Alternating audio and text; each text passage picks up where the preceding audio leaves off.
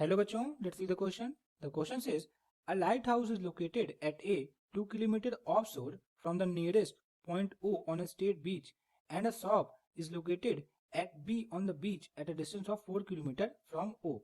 If the housekeeper can row at a speed of 4 km per hour and can walk at a rate of 6 km per hour, where should he plan to reach the shore so as to cover the distance to the shop in the least possible time?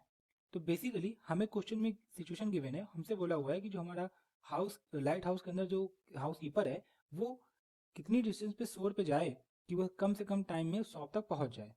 तो सबसे पहले हम इस question में की concept समझ लेते हैं, हम क्या यूज करने वाले हैं। What will be the key concept for this question. Basically इस क्वेश्चन को सॉल्व करने के लिए हमें सेकंड डेरिवेटिव टेस्ट का आइडिया होना चाहिए। We should have idea of second derivative test. आखिर सेकंड डेरिवेटिव टेस्ट का मतलब क्या होता है, इसको क्यों यूज किया जाता है। लेट्स से हमारा कोई फंक्शन है एफ ऑफ एक्स, तो इस डेरिवेटिव टेस्ट की मदद से हम ये पता करते हैं कि एफ डैश ऑफ एक्स किस पॉइंट के लिए मिनिमम या मैक्सिमम वैल्यू शो करेगा। अब इसका स्टेप क्या होता है, तो सबसे पहले हम आइडेंटिफाई करते हैं एफ डैश ऑफ एक्स, फिर हम स्टेशनरी पॉइंट को फाइंड करते हैं। हम क्या करते हैं, स्टेशनरी पॉइंट्स को फाइंड करते हैं। वो कैसे करते हैं, F dash of x is equal to 0, तो मतलब जिस पॉइंट पे हमारा एफ डैश ऑफ एक्स 0 होता है उन्हें स्टेशनरी पॉइंट कहते हैं। फिर लाइक हमारा पॉइंट आ गया एक्स नॉट। अब हम चेक करते हैं जो इसका डबल डेरिवेटिव यानी F double dash of x not, यानी हमने एक्स पे वो स्टेशनरी पॉइंट रख दिया, डबल डिफ्रेंशिएट किया, फिर उस पर हमने स्टेशनरी पॉइंट को रखा। अगर ये जो हमारा ये टर्म आता है बेसिकली ये अगर पॉजिटिव आ जाता है तो इसका मतलब जो हमारा ये स्टेशनरी पॉइंट आया ये शो कर रहा है क्या, लोकल मिनिमा, ये शो कर रहा है लोकल मिनिमा। वहीं अगर हमारा F double dash of x not ये अगर हमारा निगेटिव आ जाता है तो ये शो कर रहा है हमारा लोकल मैक्सिमा। यही कंसेप्ट इस क्वेश्चन के अंदर हम यूज करने वाले हैं। अब हम सबसे पहले क्वेश्चन में गिवन सिचुएशन को ड्रॉ करते हैं। तो क्वेश्चन हमसे बोला हुआ है कि जो हमारा लाइट हाउस है वो लोकेटेड है 2 किलोमीटर जो बीच पे पॉइंट है ओ। तो यहाँ पे हम मान लेते हैं कोई पॉइंट हो गया हमारा ओ, तो ओ से ये 2 किलोमीटर दूरी पे कोई पॉइंट है हमारा ए, यहाँ पे हमारा क्या है लाइट हाउस लोकेटेड है और इसकी दूरी कितनी है 2 किलोमीटर। पहला चीज। दूसरा बोला जो हमारी शॉप है वो लोकेटेड है इस पॉइंट ओ से 4 किलोमीटर, मतलब उसी बीच पे, अगर ये हमारा बीच हो गया लेट से, तो इस बीच में हमारा कहीं यहाँ पे पॉइंट जो बी है यानी हमारी शॉप है वो लोकेटेड है। इसकी दूरी कितनी है, दिस इज 4 किलोमीटर, ये हमारी क्या है 4 किलोमीटर है। अब हमसे उसके बाद क्या बोला हुआ है कि जो हाउस कीपर है वो अगर देखा जाए तो समुद्र के अंदर नाव कितनी स्पीड चला सकता है 4 किलोमीटर पर आवर से, और वहीं अगर चलने की बात की चल कितनी स्पीड चलता है 6 किलोमीटर पर आवर से। तो यानी उसकी जो रनिंग स्पीड है वो कितनी है 6 किलोमीटर पर आवर, और रोइंग स्पीड कितनी है 4 किलोमीटर पर आवर। हमसे बोला where should he reach the shore so as to cover the distance to the shop in least possible time. अब हमें यहाँ पे एक बात समझनी है कि अगर उसको कम से कम टाइम में शॉप पहुंचना है तो डेफिनेटली वो इस रास्ते से चल के तो नहीं जाएगा क्योंकि ये उसके लिए लंबा पड़ेगा। अदरवाइज अगर वो इस रास्ते से जाता है तो उसके लिए शॉप तक पहुंचना कम टाइम में पॉसिबल है। यानी वो कहीं ना कहीं अगर ये हमारा शोर हो गया बेसिकली बीच का, तो इन्हीं शोर में से किसी पॉइंट लाइक यहाँ पे या यहाँ पे कहीं पे वो रीच करेगा, उसके बाद ये पैदल चल के जाएगा। तो हमें बेसिकली पता करना है कि ये पॉइंट ओ से कितनी दूरी पे वो रीच कर रहा होगा उस शोर को। तो हम क्या करते हैं, सबसे पहले यहाँ पे एज्यूम कर लेते हैं लेट हमारा कोई पॉइंट है एक्स जहाँ पे ये पर्सन हमारा जो हाउस कीपर बेसिकली वो रीच करेगा। तो फॉर बेटर अंडरस्टैंडिंग हम इसको थोड़ा सा डायग्राम को और बड़ा बनाते हैं। तो यहाँ पे this will be a point B, यहाँ पे हमारा क्या हो गया पॉइंट हम मान लेते हैं बी हो गया। अब और ये डिस्टेंस हमारी कितनी गिवन है हमको यहाँ पे, दिस इज 4 किलोमीटर, ये हमको यहाँ पे गिवन है। हमने एज्यूम किया कि जो हमारा हाउस कीपर था ये at a distance of x from O से एक्स डिस्टेंस पे शोर को रीच कर रहा है, मतलब यहाँ पे रीच कर रहा है। अब अगर यहाँ पे रीच कर रहा है मतलब ये बाई वाटर इतनी डिस्टेंस ट्रेवल कर गया है, बाई वाटर इसको हम बोलते हैं ये पॉइंट होगा सी। तो अगर देखा तो पॉइंट जो सी है ए से सी तक जाने वाली दूरी क्या हो जाएगी हमारी ए सी, और ए सी वैल्यू हम लोग कैसे लिख सकते हैं by the using Pythagoras theorem. तो यहाँ से हम लोग क्या लिखेंगे, A C is equal to this will be A C is equal to, A C क्या हमारा हाइपोटेन्यूज है, तो अगर पाइथागोरस थ्योरम लगा तो क्या बनेगा under root 2 square plus x square, तो जाएगा हमारा क्या 4 प्लस एक्स स्क्वायर। यानी हमारा जो ए सी तक जो डिस्टेंस है वो कितनी हो गई under root 4 plus x square. अब इस ए सी डिस्टेंस को कवर करने के लिए हाउस कीपर को कितना टाइम लगा होगा, तो यहाँ पे लिखेंगे हम लोग मान लेते हैं time T one. Time T one क्या हमारा time to cover distance A C, time to cover distance A C, A C distance को कवर करने के लिए जो टाइम लगा उसे हम लोग बोलते हैं ए सी। अब हमें यहाँ पे डिस्टेंस क्या पता है, डिस्टेंस पता है under root 4 plus x square divided by, अब उसने बाई वाटर कवर किया है तो वाटर में उसकी स्पीड कितनी थी, रोइंग स्पीड कितनी थी 4 किलोमीटर पर आवर, ये क्वेश्चन हमको यहाँ पे गिवन है। तो यहाँ पे क्या हो जाएगा डिवाइडेड बाई 4, ये हो गया हमारा टाइम t1। अब यहाँ पे जब पॉइंट सी पे पहुंच गया तो पॉइंट सी से बी में जाने के लिए उसे कितनी डिस्टेंस ट्रेवल करनी पड़ेगी 4 माइनस एक्स, और ये कैसे ट्रेवल करेगा चल के, तो यहाँ पे करें हम इसको बोलते हैं टाइम t2, तो हो जाएगा t2, इसको बोलेंगे time to cover distance, time to cover distance BC। अब BC डिस्टेंस ट्रेवल करने के लिए उसको कितना टाइम लगेगा 4 माइनस एक्स जो कि हमारी डिस्टेंस है डिवाइडेड बाई उसकी वॉकिंग स्पीड कितनी थी 6, तो जाएगा 4 माइनस एक्स बाई 6, क्योंकि क्वेश्चन में हमसे बोला हुआ है कि हमें जो बी तक पहुंचने के लिए टाइम लग रहा है उसको मिनिमाइज करना है, तो हम सबसे पहले टोटल टाइम पता करना पड़ेगा। तो टोटल टाइम हमारा क्या हो जाएगा, यहाँ से यहाँ लिखिए हम लोग, जो टोटल टाइम होगा वो क्या t1 प्लस t2। हमने t1 फाइंड किया, क्या आया था हमारा under root 4 plus x square divided by, यहाँ तक क्या था 4 प्लस, और यहाँ पे हमारा क्या आया था 4 माइनस एक्स बाई 6। अब यहाँ पे हमने भी की कंसेप्ट के अंदर समझा था कि अगर कोई फंक्शन होता है fx, तो हमें ये पता करना है कि fx किस वैल्यू के लिए मैक्सिमम जा रहा है या किस वैल्यू के लिए मिनिमम जा रहा है। तो बेसिकली जिस वेरिएबल के कारण वो मैक्सिमम या मिनिमम हो रहा होता है हम उसी वेरिएबल के रिस्पेक्ट में उसको डिफरेंशिएट करते हैं और सेकंड डेरिवेटिव टेस्ट अप्लाई करते हैं।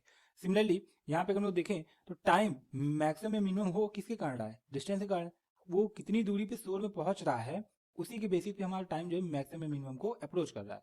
तो हम क्या करेंगे, इसको हम लोग उसी वेरिएबल यानी उस डिस्टेंस के रिस्पेक्ट में डिफरेंशिएट करेंगे और फिर सेकंड डेरिवेटिव टेस्ट अप्लाई कर देंगे। तो यहाँ पे सबसे पहले क्या करेंगे लोग, यहाँ पे जो पहला स्टेप है हमारा वो क्या है dt by D x find करना। अब x के रिस्पेक्ट में डिफरेंशिएट करेंगे तो सबसे पहले 1/4 को तो कॉमन लेते हैं क्योंकि कांस्टेंट है।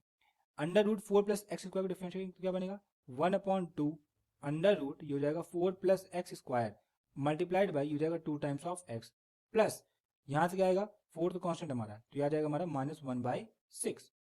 इसको दो और सिंप्लीफाई करेंगे तो 2 से 2 हमारा कैंसिल आउट हो जाएगा।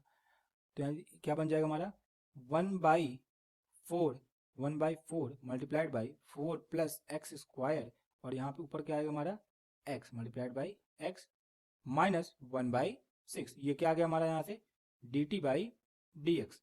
अब क्या करेंगे हम लोग dt बाई डी एक्स को जीरो के इक्वेट करें तो हमें क्या मिल जाएगा स्टेशनरी पॉइंट मिल जाएंगे। तो क्या करेंगे हम लोग dt बाई डी एक्स, इसको जैसे हम लोग जीरो के इक्वेट करेंगे तो यहाँ से क्या मिलेगा हमें x upon 4 multiplied by 4 plus x square is equal to 1/6।